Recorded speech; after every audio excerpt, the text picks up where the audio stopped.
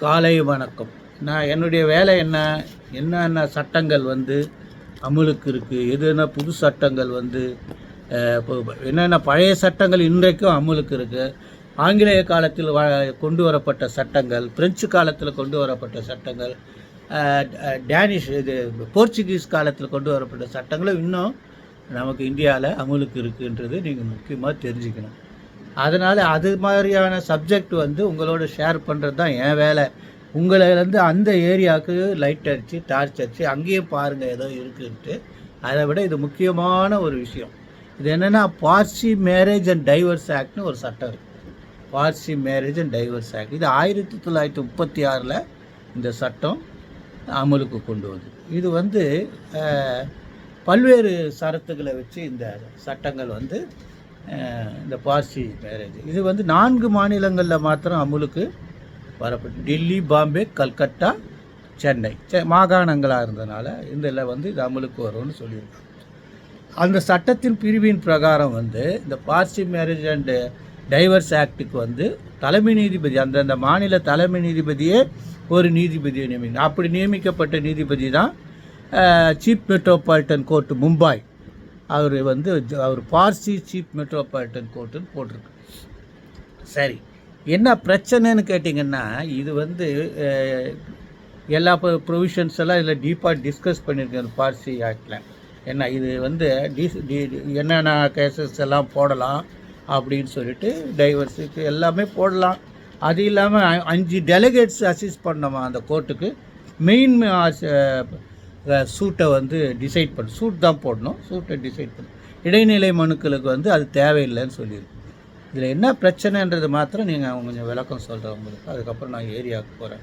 முதல்ல தீர்ப்பு வந்து AR 2025 Bombay 44, AR 2025 Bombay 44, Armin R பதங்கே, PANTHAKY பதன்கே. அது ஏன்னா ஸ்பெல்லிங் முக்கியம் இல்லை, தீர்ப்பு டவுன்லோட் பண்ணுறது ஸ்பெல்லிங் தப்பப்பட்ட வராது. வேர்சஸ் ரோஹின்டன் பதங்கே. இந்த கேஸில் வந்து டைவர்ஸ் போடுறாங்க. டைவர்ஸ் போட்ட பிறகு சாட்சி விசாரிக்கிறதுக்கு ஆர்டர் 18 ரூல் 4 ஒரு அப்ளிகேஷன் போடுறாங்க. ஆர்டர் 26 ரூல் 1 இதெல்லாம் சேர்த்து எதுக்குன்னா கமிஷனரை அப்பாயிண்ட் பண்ணி, அட்வொகேட் கமிஷனர் சாட்சியை விசாரிக்கிறதுக்கு போட்டும்போது அந்த அதை எதிர்க்கிற வழக்கறிஞர் என்னன்னு சொல்லி வாதாடுறாங்கன்னா, இது வந்து இந்த PMDA இருக்குல்ல, பார்சி மேரேஜ் அண்ட் டைவர்ஸ் ஆக்டில் இன் கேமரா ப்ரொசீடிங்ஸ் கம்பல்சரி.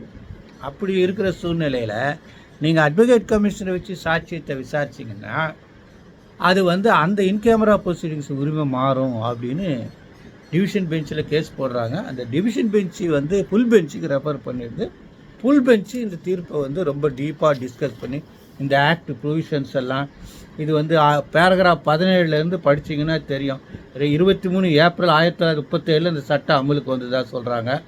பிரிவு 18 29 வரைக்கும் இந்த மேட்ரிமோனியல் கோர்ட்ஸ் வந்து யார் அப்பாயிண்ட் பண்ணணும், சீஃப் ஜஸ்டிஸ் அப்பாயிண்ட் பண்ணணுன்ற விவரம் சொல்லப்பட்டிருக்கு. அப்புறம் என்னென்ன கேஸ் எல்லாம் போடலான்றதை வந்து 30 48 சொல்லப்பட்டிருக்கு. Nullity, execution, divorce, restitution, alimony, maintenance, disposal of joint property. 32 வந்து டைவர்ஸ், கிரவுண்ட்ஸ் ஃபார் டைவர்ஸ் சொல்லியிருக்காங்க. செக்ஷன் 32 மியூச்சுவல் கன்சென்ட்டும் சொல்லப்பட்டிருக்கு.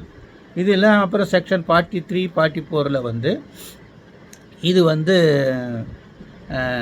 இன் கேமரா ப்ரொசீடிங்ஸ் தான் பண்ணணும். சரி, இது இவங்க எப்படி டீல் பண்ணியிருக்காங்கன்னா, இறுதியாக அவங்க என்ன சொல்கிறாங்கன்னா, இல்லை இந்த கோர்ட்டுக்கு வந்து அந்த ஆர்டர் 18 ரூல் 4 ஆர்டர் 22 பண்ணல. ஏன் பண்ணலாம்னு சொன்னால் 2002 CPCயில் அமெண்ட்மெண்ட் இருக்குது. அந்த அமெண்ட்மெண்ட் வந்து இந்தியாவில் இருக்கிற எல்லா நடைமுறைகளும் ஒரே மாதிரி இருக்கணுன்றதுக்காக கொண்டு வரப்பட்ட அந்த தீர்மானம், அந்த திருத்தம். அது பிரகாரம் வந்து குறிப்பிட்டு தடை செய்யாத நிலை இருந்தால் CPCயில் இருக்கிற சரத்துகள் எல்லாத்தையுமே நீங்கள் பயன்படுத்தலாம். அதனால் இந்த நீதிபதி, கீழமை நீதிபதி அனுமதித்த அட்வொகேட் கமிஷனர் எவிடன்ஸை ரெக்கார்ட் பண்ணலாம் அப்படின்னு சொல்லி தீர்ப்பு கொடுத்துருக்காங்க. இதை நீங்கள் நல்லா படிச்சுக்கிங்க. நல்ல அருமையான பல வழக்குகள் பாம்பே ஹைகோர்ட்டு ஃபாரின் ஜட்ஜ்மெண்ட் எல்லாம் டிஸ்கஸ் பண்ணியிருக்காங்க. இதெல்லாம் நீங்கள் தெரிஞ்சுக்கிட்டு அருமையாக பல வழக்குகளுக்கு நீங்கள் இது நடத்தலாம். குறிப்பாக என்ன சொல்ல வரேன்னா, இந்த ஜட்ஜ்மெண்ட்டை படித்த உடனே இது ஜட்ஜ்மெண்ட்டு இந்த சப்ஜெக்ட்டுக்கு தான் வரும்ன்ற மைண்டை நீங்கள் வச்சுக்கூடாது. எக்ஸ்பேண்ட் பண்ணுங்கள். இதே மாதிரி வேறு வழக்குகளில் வந்து சிபிசி அப்ளிகபிள் ஆகாதுன்னு ஆர்கியூ பண்ணலாம்.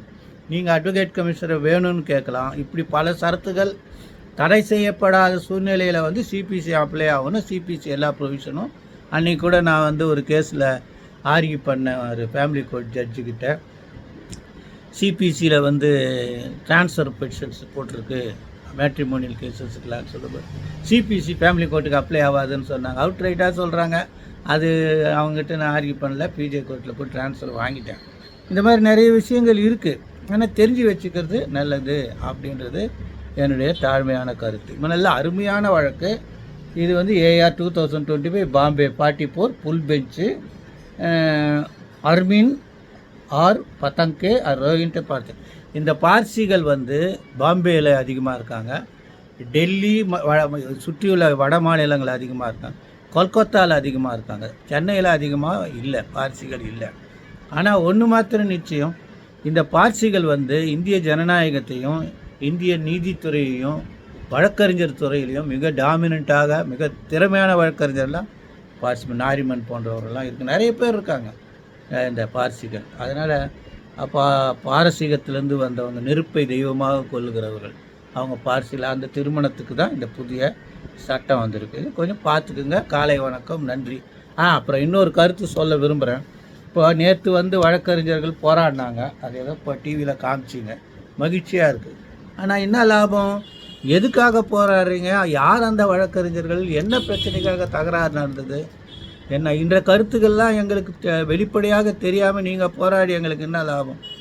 ஏன்னா ஏதோ நடக்குது, ஏதோ போராடுறீங்கன்னு சொல்லிட்டு அதை நீங்கள் சர்க்குலேட் பண்ணணும்.